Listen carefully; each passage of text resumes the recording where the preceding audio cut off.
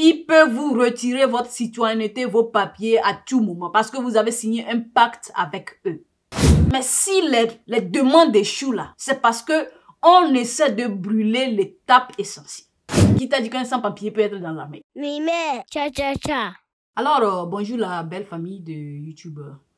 J'ai humilié un monsieur la fois passée. Bon, j'avoue que je n'étais vraiment pas fière de ce qui s'est passé. Et je l'ai fait sans le savoir. Mais je tiens à partager ça avec vous, ce qui s'est passé avec vous. Pourquoi? Parce que le projet de voyage de plusieurs personnes finissent à l'eau à cause des situations comme ça. On est d'accord. Je m'appelle Amen. Bienvenue sur Immigration aux USA. Cette chaîne-là qui est destinée à répondre à toutes vos inquiétudes de la loterie visa ou bien de l'immigration. Si c'est votre première fois, encore une fois, soyez les bienvenus. N'oubliez pas, abonnez-vous pour ne manquer aucun contenu de nos vidéos futures. On est d'accord.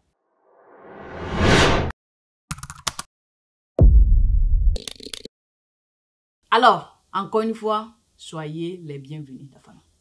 Donc, voici comment l'histoire a commencé. Ok? On était parti à un dîner où on m'avait invité, j'étais parti là-bas. Et le monsieur en question aussi était là.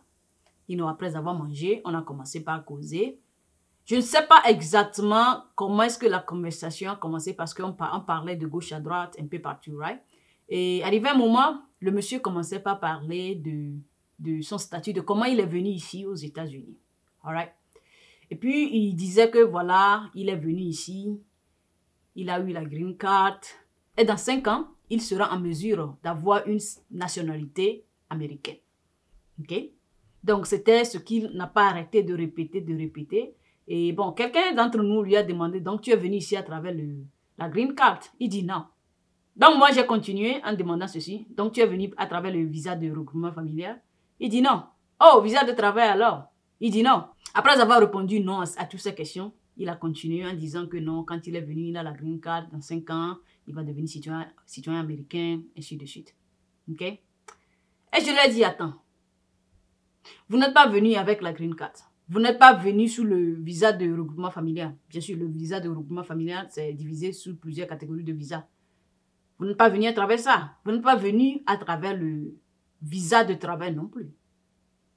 Quel visa vous avez obtenu pour venir? Dites-moi. Lorsque vous êtes prêt pour venir ici, là, quel formulaire vous avez rempli? Qu'est-ce que vous êtes parti dire à l'ambassade? C'est vrai que ma spécialité, c'est la DV Lottery, mais ça ne veut pas dire que je ne connais pas en matière des autres visas aussi. You know. Il y a plein d'informations sur ça sur le site du gouvernement américain. Donc, je vais là-bas de temps à autre pour pouvoir lire au sujet de tous ces visas-là. Et c'est pour cette raison-là que je suis d'ailleurs même passionnée si j'attends quelqu'un emprunte ces moyens-là pour venir, pour pouvoir écouter leur histoire. Pourquoi? Parce que sur le site du gouvernement américain, bien sûr, toutes les étapes sont détaillées là-bas. Mais il y a des choses qu'ils utilisent pour disqualifier les gens qui ne sont pas mentionnés là-bas. Je vais vous donner un exemple très simple. Okay? Vous êtes fiancé, vous avez votre fiancé ici, votre fiancé veut vous faire venir à travers le visa du fiancé. Bingo! Le processus est en train de prendre vraiment du temps. Et votre fiancé vous a décidé de demander le visa de visite pour venir. Quand bien même, intentionnellement, vous qui êtes en train de faire la demande de ce visa de visite, vous savez que si vous venez, vous allez retourner là. Sachant déjà que vous avez demandé le visa de fiancé qui va vous permettre de venir ici joindre votre fiancé, ils ne vont pas vous donner le visa. Pourquoi? Parce que vous avez déjà démontré l'intention que vous voulez venir ici aux États-Unis, rester ici, travailler, vivre comme tous les citoyens américains. Donc ils vont se dire, ben, tu as déjà démontré ça à travers le visa fiancé que tu as demandé. Ce qui veut dire que si on te donne le visa de visite là, tu viens, tu vas plus repartir. Alors qu'en donnant ces visas-là, leur objectif, c'est de s'assurer que après votre séjour ici, vous allez rentrer. Donc, parce que vous avez démontré l'intention de venir rester ici aux États-Unis, ils ne vont pas vous donner le visa. Des choses comme ça ne sont pas listées sur leur page. Mais ils tiennent compte de ça, des choses comme ça pour vous disqualifier. Vous voyez pourquoi ce que je veux dire? Ok, anyway, continuons l'histoire. Et then après lui avoir posé cette question, il a froze for a minute, genre, il sait pas trop. Like, il est resté silencieux un moment et puis il a dit, j'ai menti. Tout ce que je suis parti dire à l'ambassade là-bas et obtenu mon visa, ce sont rien que des mensonges. Devant tout le monde. Et tout le monde a commencé par rire. Anyway, l'histoire n'est pas encore grave, ok? Mais je vais m'arrêter ici un moment pour vous dire quelque chose de très important. La famille.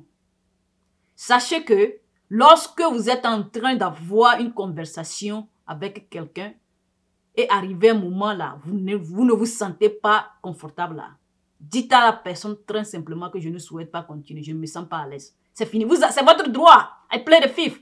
Je ne veux pas parler. La conversation ne me met pas à l'aise. Et puis vous terminez la conversation comme ça. Bien sûr, dans certaines situations, si vous faites ça, ils vont dire que non, vous êtes en train de cacher quoi que ce soit. Mais sachez que vous avez ce droit-là de terminer la conversation que vous êtes en train d'avoir avec quelqu'un, vos amis, à tout moment. Lorsqu'il a dit que j'ai menti, je me suis senti que je l'ai poussé à dire quelque chose qu'il ne voulait pas dire. Et si je savais qu'il allait donner cette réponse, je n'allais pas pousser. Je voulais juste connaître la manière dont il est venu, c'était tout. La deuxième chose que j'aimerais ajouter, c'est ceci. La famille. Lorsque vous allez à l'interview de vos visas là, on vous demande de jurer de dire la vérité, rien que la vérité. Et en faisant ça, vous avez signé un pacte avec le gouvernement américain. Ce qui veut dire que quoi? Même si vous êtes sur le territoire américain, si demain ils se sont rendus compte que vous avez dit du n'importe quoi pour avoir le visa, oh yeah, vous aurez des conséquences. Bref, pour vous dire que ce n'est pas parce que vous êtes sur le territoire américain déjà que vous êtes intouchable. Ils peuvent vous retirer votre citoyenneté, vos papiers à tout moment parce que vous avez signé un pacte avec eux. Pendant que je vous encourage à être honnête, durant vos visas d'interview là, je tiens aussi à vous dire que si vous ne savez pas à qui est-ce que vous êtes en train de partager vos histoires ou bien vos linges sales avec là, vous risquez de vous réveiller un beau matin dans votre pays. Alors faites attention aux mots qui sortent de vos bouches envers qui que ce soit. On est d'accord. Anyway, continuons l'histoire. Voici comment l'histoire s'est terminée. Ok? À la fin de la journée, genre, après lui avoir posé des questions, après qu'il ait parlé de quoi que ce soit là. Voici ce qu'on a rassemblé. 1. Le monsieur en question, le frère en question, était juste un acteur dans un film qu'un avocat de son pays a écrit. Qu'est-ce que j'aimerais dire par là? Il veut venir aux États-Unis, right?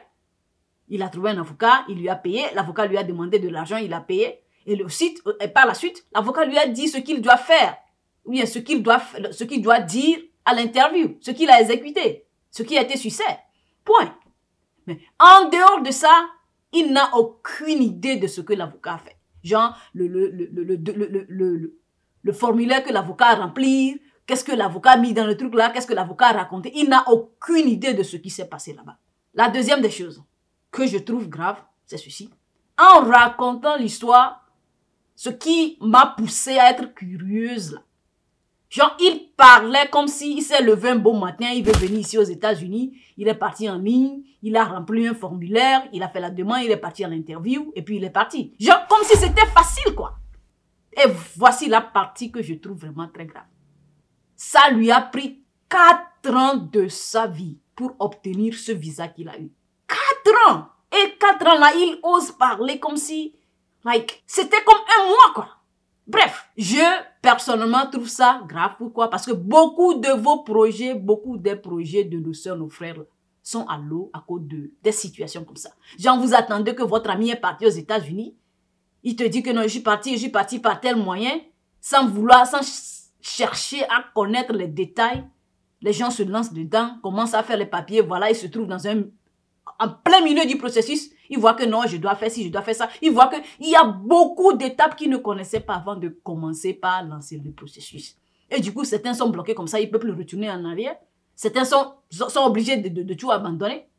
Pour certains, c'est trop tard pour eux. C'est gâté, c'est gâté. Vous voulez éviter des choses comme ça à arriver dans le futur? Vous avez 2 options. La première option n'est pas efficace, mais quand même, je vais le partager. Demandez à votre ami, j'ai appris que vous êtes parti. Comment est-ce que vous êtes parti? La majorité des temps, ils ne vont pas vous dire la vérité. C'est pas parce qu'il ne veut pas, pour se protéger peut-être. Parce que, peut-être s'il vous dit la vérité, vous allez aller raconter ça à quelqu'un. Du coup, tout le monde saura comment est-ce qu'il est parti. Du coup, ils vont pas vous dire ça. Ça, c'est un.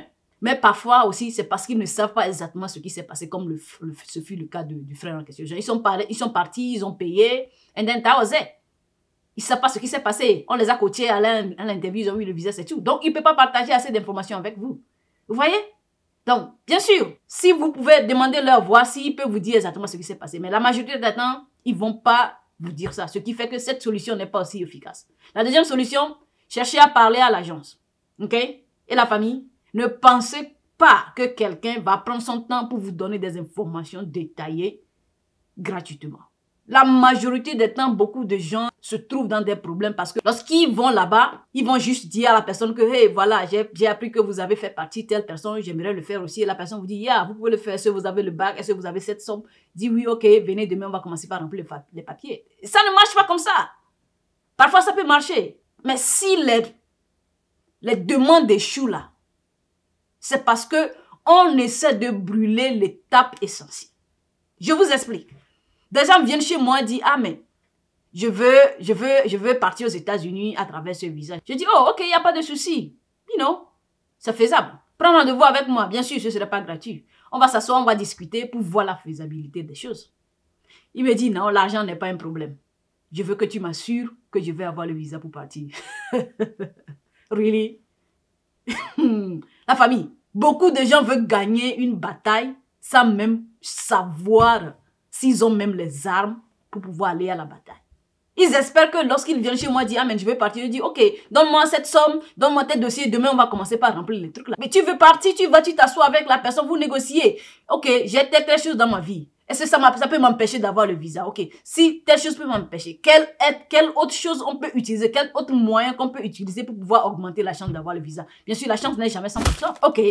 Telle chose peut marcher, ok. Si j'ai ceci, combien de temps ça va prendre? Si on fait ceci, après ceci, qu'est-ce qui va arriver? Si je dois payer, qu'est-ce qui va arriver? Ainsi de suite. Ce n'est qu'après avoir parlé avec cette personne-là qui veut vous aider, ce n'est qu'après avoir analysé votre situation, votre demande de visa de tous les angles, ce n'est qu'après avoir fait tout ça là que vous pouvez décider de faire la demande de visa ou pas. Mais malheureusement, beaucoup de gens brûlent cette étape. Il y en a plusieurs qui sont venus vers moi. Mon ami est parti ainsi. Pourquoi il est parti à travers ce visa? Je veux que tu me fasses et tu dis que non, c'est pas faisable. Pour eux, ils pensent que c'est toi qui ne connais rien. Ton ami qui est parti là, est-ce qu'il t'a vraiment dit ce qu'il a traversé avant de partir? Je parie que non. Est-ce qu'il t'a réellement dit combien de temps ça lui a pris avant d'obtenir ce visa? Bien sûr que non. Mais parce que tu étais avec lui hier, aujourd'hui il est parti, tu penses que non, c'était aussi facile comme ça. Ce n'est pas facile comme ça. Le monsieur dont je suis en train de parler, je parie que si c'est que j'avais pas à peu près une idée de ce qu'il est en train de dire là, j'allais prendre ce qu'il est en train de dire comme ça et l'avaler. Vous voyez? So, il y en a beaucoup comme ça. Il y a un ami qui me disait la fois parce que son petit frère a refusé d'aller au boulot parce qu'il dit que non, le boulot est très dangereux. On dit, ben, va apprendre un métier qui est qualifié pour jouer la dévéloterie. Il dit non, que lui, il est trop âgé pour apprendre un métier. Voilà qu'il n'a même pas le bac. Et il disait à sa soeur qui est ici que non, lui veut venir ici comme un clandestin et rentrer dans l'armée. Et qui t'a dit qu'un clandestin peut rentrer dans l'armée? Qui t'a dit qu'un sans-papier peut être dans l'armée? Genre, entre eux, ils se disent même des choses qui ne sont même pas fondées, mais ils ne savent même pas. La réalité ici aux États-Unis est différente. Ok? Vous voulez venir aux États-Unis, moi je ne peux pas empêcher ça. Je vous encourage d'ailleurs, même parce que je sais que les choses sont difficiles au pays. Mais s'il vous plaît, ne commencez pas à planifier votre vie juste parce que vous avez attendu un ami à faire ci ou quoi. Prenez le temps de questionner les personnes. Allez vers les agences là qui les a aidés là. Payez cette personne, surtout, c'est important. Je parie que si vous faites ça là, la personne va vous donner des informations. Et après avoir fait l'analyse là, si vous trouvez que non, c'est trop hasardeux, then vous ne le faites pas. Lui, il n'a pas perdu parce que vous avez payé pour son temps. Vous, de votre côté, vous avez vu les difficultés, vous avez décidé de ne pas le faire. Et c'est du win-win là. Chacun a gagné de son côté là. C'est mieux que de se jeter là-dedans et d'être bloqué parce que vous avez écouté quelqu'un dire comme ceci et puis vous pensez que c'est aussi facile comme ça et puis vous êtes jeté dedans. Faites énormément attention à ce que vos amis qui sont déjà partis sont en train de vous dire sur la manière dont ils sont venus ici aux États-Unis. Parce que la majorité des temps là, ils ne vous disent pas la réalité qui se cache derrière la manière dont ils sont venus ici aux États-Unis. Alors, faites attention, on est d'accord. Toujours un plaisir pour moi de vous servir. Je vous encourage vivement de laisser vos questions dans les commentaires au cas où vous avez des questions. On est d'accord. On se dit à plus. Bye bye. Oui, mais, ciao, ciao, ciao.